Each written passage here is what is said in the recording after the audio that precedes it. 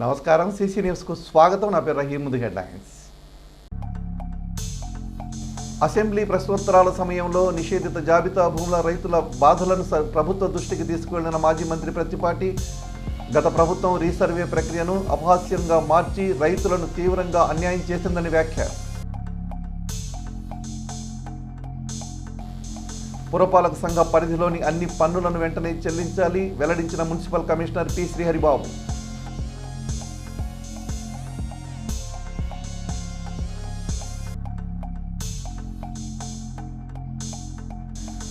మాజీ మంత్రి విడుదల రజనీకి బిగిస్తున్న ఉచ్చు, త్వరలో అరెస్టు చేసేందుకు రంగం సిద్ధం చేస్తున్న ఏసీబీ అధికారులు.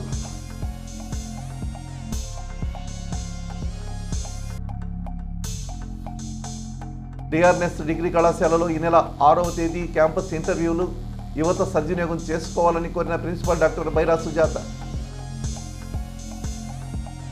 గత ప్రభుత్వం భూరక్ష పేరుతో చేపట్టిన భూముల రీసర్వే ప్రక్రియ మొత్తం ఒక ఫాల్స్గా మారిందని, గత అధికార పార్టీ నాయకులు దాన్ని దుర్వినియోగం చేశారని మాజీ మంత్రి చిలకలూరిపేట శాసనసభ్యులు ప్రత్తిపాటి పుల్లారావు తెలిపారు.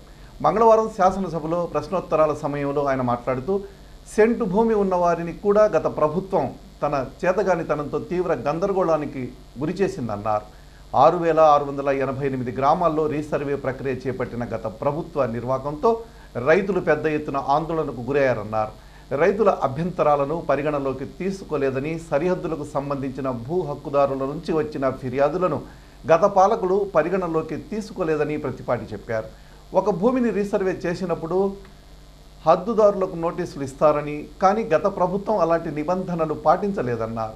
కేవలం తమ పార్టీ నాయకులు సానుభూతి పరులకు మేలు చేసేలా రీసర్వే చేసిందన్నారు. తమ సమస్యలపై ఫిర్యాదులు, అభ్యంతరాలు తెలియజేయడానికి, వాటి పరిష్కారానికి కూడా వైసీపీ ప్రభుత్వం తగిన వ్యవధి కూడా ఇవ్వలేదన్నారు.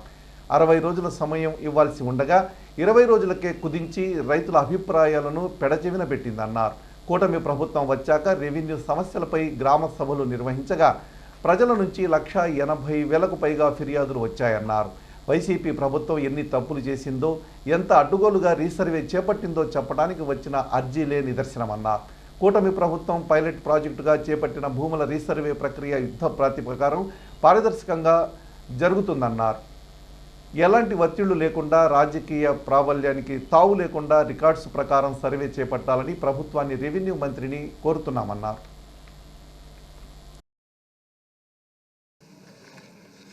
ఈ రీసర్వే అధికార పార్టీ నాయకుల దుర్వినియోగానికి, అధికార పార్టీకి ఒక ఫోర్స్గా తయారైంది అధ్యక్ష. గత ప్రభుత్వంలో మరి రెవెన్యూ మినిస్టర్ గారు వచ్చినాక ఒక నమ్మకం, విశ్వాసం వచ్చింది అధ్యక్ష. కూటమి ప్రభుత్వంలో చంద్రబాబు గారు తీసుకునేటువంటి నిర్ణయాల వలన, గత ప్రభుత్వం చేతగాని తరం వలన అధ్యక్ష రీసర్వే ప్రక్రియ అంతా రైతులను కానీ, ఒక సెంటు భూమి రాష్ట్రంలో ఉన్నటువంటి అందరినీ కూడా గందరగోళానికి గురి చేసింది అధ్యక్ష. ఇప్పుడే మినిస్టర్ గారు చెప్పినట్టు 6,688 గ్రామాల్లో రీసర్వే పూర్తి చేస్తే అధ్యక్ష రైతులు పెద్ద ఎత్తున ఆందోళనలో ఉన్నారు అధ్యక్ష. అంతేకాకుండా అధ్యక్ష రీసర్వే చేశామని చెప్పారు, అభ్యంతరాలని పరిగణలోకి తీసుకోకుండా రీసర్వే చేశారు అధ్యక్ష. అంతేకాకుండా అధ్యక్ష హెచ్చు తగ్గులు ఉన్నాయని, సరిహద్దులకు సంబంధించి తప్పులు తడుగ్గా ఉందని అనేక కంప్లైంట్స్ కూడా అధికారుల దృష్టికి గత ప్రభుత్వంలో రావటం కూడా జరిగింది అధ్యక్ష. దానికి రీసర్వే పేరిట నోటీసులు కూడా ఇవ్వలేదు అధ్యక్ష. ఎక్కడైనా ఒక భూమి రీసర్వే చేసేటప్పుడు 4 పక్కల హద్దుల్లో ఉన్నటువంటి రైతాంగానికి ఎవరైతే ఉన్నారో వాళ్ళకి నోటీసులు ఇచ్చి సర్వే చేయాలి అధ్యక్ష. అటువంటిది ఎక్కడ జరగలేదు అధ్యక్ష. దీన్ని వైసీపీ కేవలం వాళ్ళ కార్యకర్తలకి, వాళ్ళ నాయకులకి అనుకూలంగా రీసర్వే చేయడం జరిగింది అధ్యక్ష. అంతేకాకుండా అధ్యక్ష తగిన సమయం ఇవ్వాలి అధ్యక్ష. రీసర్వే చేసేటప్పుడు పరుగులు పెట్టించి రీసర్వే చేశారు. దానికి తోడు అధ్యక్ష 60 రోజుల సమయం ఇవ్వాల్సింది 20 రోజులకే కుదించడం కూడా జరిగింది అధ్యక్ష. దానికి తోడు 6,688 గ్రామాల్లో మా రెవెన్యూ మినిస్టర్ గారు వచ్చిన తర్వాత మళ్ళా వీటన్నిటి మీద ఎంక్వైరీ కోసం గ్రామ సభలు కూడా నిర్వహించడం జరిగింది అధ్యక్ష. దాంట్లో దాదాపు 1,80,000 పైగా అర్జీలు వచ్చినాయి అధ్యక్ష. అంటే ఎన్ని తప్పులు చేశారు వైసీపీ ప్రభుత్వంలో, ఎన్ని మోసాలు చేశారు అధికార పార్టీ నాయకులు, అధికార పార్టీ కార్యకర్తలు ఆనాడు ఉన్న ప్రభుత్వంలో ఎన్ని తప్పులు చేశారు అనేటువంటి దానికి వచ్చిన అర్జీలను బట్టే అర్థమవుతుంది అధ్యక్ష. 1,80,000 అర్జీలు వచ్చినాయి. దానికి తోడు అధ్యక్ష పైలట్ ప్రాజెక్టుగా తీసుకొని ఇప్పుడు మినిస్టర్ గారు వచ్చినాక చేస్తున్నారు అధ్యక్ష. చాలా నమ్మకం విశ్వాసంతో ఉన్నారు. దీన్ని సిస్టమేటిక్గా చేసి రీసర్వే మళ్ళా చేసి ఈ రాష్ట్రంలో ఉన్న ప్రతి ఒక్కరికి అధ్యక్ష, ఎవరికైతే భూమి ఉన్నా, 1 సెంటు ఉన్నా, 1 ఎకరం ఉన్నా, దీంట్లో రాజకీయ ప్రాబల్యం లేకుండా అధికార పార్టీ కావచ్చు, ప్రతిపక్షం కావచ్చు, ఒత్తిళ్లు లేకుండా రికార్డ్స్ ప్రకారం నిష్పక్షపాతంగా చేయాలని మీ ద్వారా నేను మంత్రి గారిని కోరుతా ఉన్నాను అధ్యక్ష. కూటమి ప్రభుత్వంపై ప్రజలకు ఉన్న నమ్మకం, విశ్వాసం తగ్గలేదని చెప్పడానికి ఎమ్మెల్సీ ఎన్నికల్లో గెలిపే నిదర్శనం అన్నారు మాజీ మంత్రి చిలకలూరిపేట శాసనసభ్యులు ప్రత్తిపాటి పుల్లారావు. పట్టభద్ర ఎమ్మెల్సీ ఎన్నికల్లో ఉమ్మడి కృష్ణా గుంటూరు అభ్యర్థి ఆలపాటి రాజేంద్ర ప్రసాద్ విజయం సాధించడం పట్ల ఆయన సంతోషం వ్యక్తం చేశారు. 82,000 పైచిలుకు ఓట్ల మెజార్టీతో ఆలపాటికి పట్టభద్రులు పట్టం కట్టడం ప్రభుత్వంపై వారికున్న అచలంచల నమ్మకాన్ని తెలియజేస్తుందన్నారు. పెద్దల సభలో ఆలపాటి ప్రజా సమస్యల పరిష్కారానికి తగిన కృషి చేస్తానని నమ్ముతున్నామన్నారు. బ్యాలెట్ ఓటింగ్లోనూ కూటమి అభ్యర్థులే విజయం సాధించడం, పట్టభద్రులు తమ ప్రభుత్వాన్ని ఎంతగానో ఆదరించడం శుభపరిణామమన్నారు. ఎమ్మెల్సీ ఎన్నికల్లో కూటమి అభ్యర్థుల విజయంలో భాగస్వాములైన ప్రతి ఒక్కరికి పేరు పేరున ధన్యవాదాలు తెలియజేస్తున్నానని మాజీ మంత్రి ప్రత్తిపాటి పుల్లారావు ప్రకటనలో తెలిపారు. చిలకలూరిపేట మాజీ ఎమ్మెల్యే విడుదల రజని మంత్రిగా ఉండి చేసిన అవినీతి అక్రమాల విషయంలో చర్యలు తీసుకునేందుకు ప్రభుత్వం పూర్తి స్థాయిలో చట్టబద్ధంగా వ్యవహరిస్తుంది. మాజీ మంత్రి కావడం, పదవిలో ఉన్నప్పుడు చేసిన అక్రమాలపై కేసులు పెట్టడం వల్ల సెక్షన్ 17A కింద గవర్నర్ అనుమతి తప్పనిసరి. ఇప్పటికే అన్ని ఆధారాలు ఉండడంతో కేసు నమోదుకు ఏసీబీ సిఎస్ అనుమతి తీసుకుంది. ఇప్పుడు గవర్నర్కు కూడా అనుమతి కోసం లేఖ సమర్పించారు. విడుదల రజనీపై చేసిన ప్రాథమిక దర్యాప్తు ఆధారాలను కూడా రాజ్ భవన్కు ఏసీబీ సమర్పించనున్నట్లుగా తెలుస్తుంది. విడుదల రజనీ ఎమ్మెల్యేగానే కాదు, మంత్రి అయిన తర్వాత కూడా చెలలేగిపోయారు. నియోజకవర్గంలో ఎవరిని వదలకుండా డబ్బులు వసూలు చేశారు. స్టోన్ క్రషర్ల యజమానుల దగ్గర అయితే కోట్లకు కోట్లు వసూలు చేశారు. ఓ స్టోన్ క్రషర్ యజమానికి 50 కోట్లు ఫైన్ వేసి 5 కోట్లు కడితేనే వ్యాపారం చేయగలరని బెదిరించారు. పోలీసులు పంపి హెచ్చరించారు. చివరికి 2.5 కోట్లకు బేరం కుదుర్చుకున్నారు.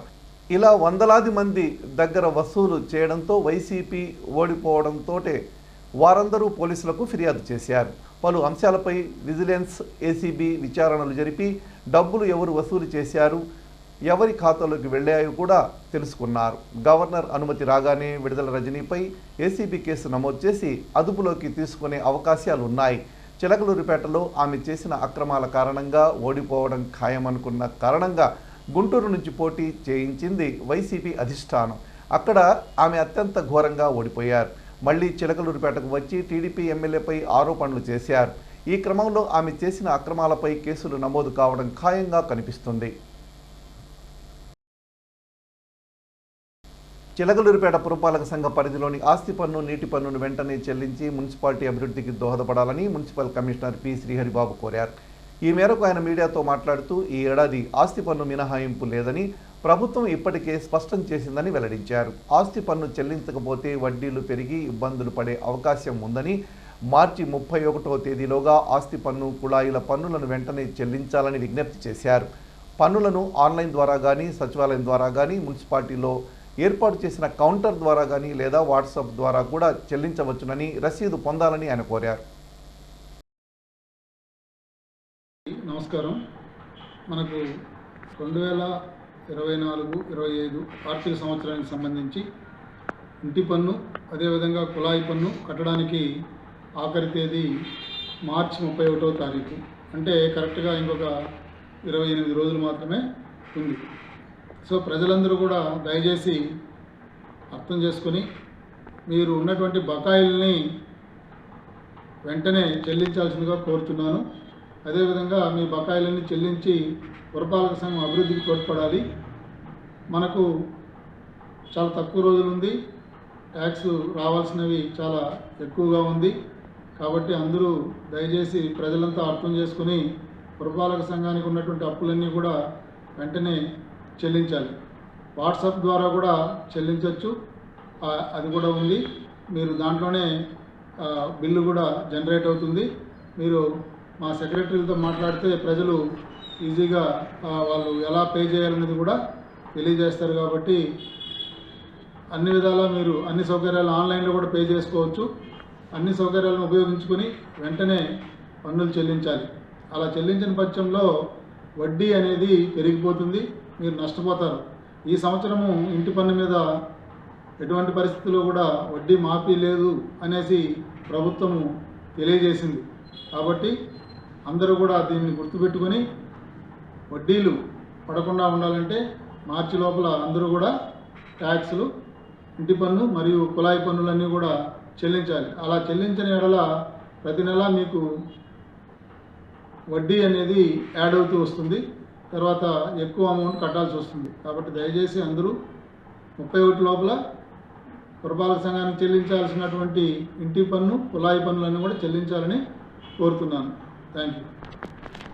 సామాజిక, ఆర్థిక, రాజకీయ, ఆధ్యాత్మిక సేవా రంగాలలో విశిష్ట సేవలు అందిస్తూ సామాజిక అభివృద్ధికి వివిధ రంగాలలో కృషి చేస్తున్న అంకిరెడ్డి రమేష్ నాయుడుకి గాంధీ క్లబ్స్ సేవా పురస్కార్ అవార్డు వచ్చిన శుభ సందర్భంగా దివంగత తోట భరతుడు కుమారులు తోట రాము, తోట రాజేంద్ర ప్రసాద్ అంకిరెడ్డి రమేష్ నాయుడిని దుశ్శాలువాతో సత్కరించి అభినందనలు తెలియజేశారు. ఈ సందర్భంగా సభాధ్యక్షులు బంగారుబాబు మాట్లాడుతూ బడుగు బలహీన వర్గాల ఆశాజ్యోతి వంగవీటి మోహన్ రంగా స్ఫూర్తితో ఆయన అడుగుజాడల్లో నడుస్తున్న రమేష్ నాయుడు అందరికీ ఆదర్శనీయమని కొనియాడారు. కార్యక్రమంలో వరికుటి నాగేశ్వరరావు, ఘంటసాల బంగారుబాబు, మాదాసు పృథ్వీరాజ్ తదితరులు ఉన్నారు. చాలా గౌరవం. మేమందరం కూడా చిలుకలూరుపేటలో వంగవీటి మోహన్ రంగా అనేవాడు మా కులానికి పెద్ద మహానాయుడు. ఆయన ఎప్పుడు కాపుల కోసం ఎక్కడ పనిచేయరు, బడుగు బలహీన వాళ్ళ కోసం పనిచేశాడు. ఆ కోణంలో చిలకలూరుపేటకి వంగవీటి మోహన్ రంగా అంటే అంకిరెడ్డి రమేష్. ఆయన వాళ్ళంతా కూడా అందరూ బడుగు బలహీన వర్గాలు మైనారిటీస్తో ఆయన ప్రయాణం చేస్తూ ఉంటాడు. అదొక్కటే గీతంలో నాకు నచ్చిన, నా తమ్ముడు అంకిరెడ్డి రమేష్లో నచ్చిన కోణం ఏదంటే ఆయన ఆ కోణంలో పనిచేస్తాడు, సమభావం. అది ఒక్కటే నాకు నచ్చింది. కాబట్టి అతనికి ఇవాళ అవార్డు రావడం మా అందరికీ చాలా సంతోషం. మనందరికీ తెలుసు, గత 10 సంవత్సరాల నుంచి కూడా నేను ఇక్కడ 15 సంవత్సరాలు అవుతుంది. నాకు మొదట్లోనే వీరి ఫ్యామిలీ గురించి నాకు ఫస్ట్ వివరించడం జరిగింది. తర్వాత ప్రత్యక్షంగా నేను రాజేంద్ర ప్రసాద్ అన్నతోటి కాంగ్రెస్ పార్టీలో ఉన్నప్పుడు వారి యొక్క సేవలను దగ్గరుండి చూశాను. అదేవిధంగా అన్నగారు యాజ్ ఏ ఎంప్లాయీగా వారు ఎంతో ఉన్నతమైనటువంటి విఆర్ఓగా ఉన్నతమైనటువంటి సేవలు అందించి ఈ పట్టణానికి ఎంతో ఉత్తమ సేవలు అందించి పరిష్కారాలు వెంటనే సాధ్యమైనంత త్వరగా పరిష్కారాలు ఎలా చేయాలి, ఎవరికి ఎలా ఉపయోగపడాలి అనే దృష్టితోటి చాలా చక్కగా ఆర్గనైజ్ చేసేవాళ్ళు వచ్చిన సమస్యని. నేను మొదటి నుంచి కూడా వీరి పట్ల అపారమైన గౌరవంతో ఉండేవాడిని. నేను ఎక్కడ ఏ స్థితిలో ఉన్నా కూడా అది ఈ రోజున అంకిరెడ్డి రమేష్ నాయుడు గారి సత్కారంతో, గాంధీ సేవా పురస్కార్ సత్కారంతో అందరం కూడా ఈరోజు వీరిని మరొకసారి మనం భరతుడి గారి వారసులుగా దేశానికి భరతుడు, మన భారతదేశానికి భరతుడు అనే పేరు మీద భారత్ అని మనం పిలుచుకుంటాము. ఏ విధంగా అయితే మరి అదేవిధంగా మన నియోజకవర్గానికి గొప్ప సేవ చేసినటువంటి నాయకులు తనయుల్ని మనం ఈరోజు ఇక్కడ కలిసి వారి యొక్క ఆతిథ్యాన్ని వాళ్ళ బావగారికి ఈరోజు గాంధీ సేవా పురస్కారం ఇచ్చిన సందర్భంగా మరలా సత్కారం జరగడం, మరలా నన్ను ఆహ్వానించి నన్ను మరలా గౌరవించడం ఇది చాలా ఆనందకరం. ప్రముఖ ఆధ్యాత్మిక సామాజిక సేవా సంస్థ శ్రీ దత్తసాయి అన్నదాన సమాజం మరియు జై జై సాయి ట్రస్ట్ ఆధ్వర్యంలో స్థానిక పురుషోత్తమపట్నంలో ఉన్న ఆంధ్రప్రదేశ్ గిరిజన సంక్షేమ గురుకుల బాలుర పాఠశాలలోని 10వ తరగతి విద్యార్థులకు ట్రస్ట్ ఆధ్వర్యంలో ప్యాడ్స్, పెన్నులు, పరీక్షా సామాగ్రి పంపిణీ చేశారు. ఈ సందర్భంగా ట్రస్ట్ చైర్మన్ డాక్టర్ పుస్తపాటి బాలాజీ మాట్లాడుతూ ప్రతి ఒక్కరికి 10వ తరగతి విద్యా విధానం చాలా కీలకమైనదని అన్నారు. 10వ తరగతి తర్వాత విద్యార్థి దశ కీలక మలుపు తిరుగుతుందన్నారు. అదేవిధంగా పరీక్షలు రాస్తున్న ప్రతి ఒక్క విద్యార్థి స్కూలుకు తమ తల్లిదండ్రులకు మంచి పేరు ప్రతిష్టలు తీసుకుని రావాలని ఆకాంక్షించారు. విద్యార్థులకు ఎటువంటి సహాయ సహకారాలు అవసరమైనా ట్రస్టును సంప్రదిస్తే తమకు తోచిన సహాయాన్ని దాతల సహకారంతో అందిస్తామని తెలియజేశారు. ఈ కార్యక్రమంలో పాఠశాల vice principal Narayanababu, clerk Ramireddy తదితరులు పాల్గొన్నారు. చిలకలూరిపేట పట్టణంలోని పలు ఫుడ్ కోర్టులను, టిఫిన్ సెంటర్లను, కిరాణా షాపులను మంగళవారం మున్సిపల్ కమిషనర్ పి. శ్రీహరిబాబు ఆకస్మికంగా తనిఖీ చేశారు.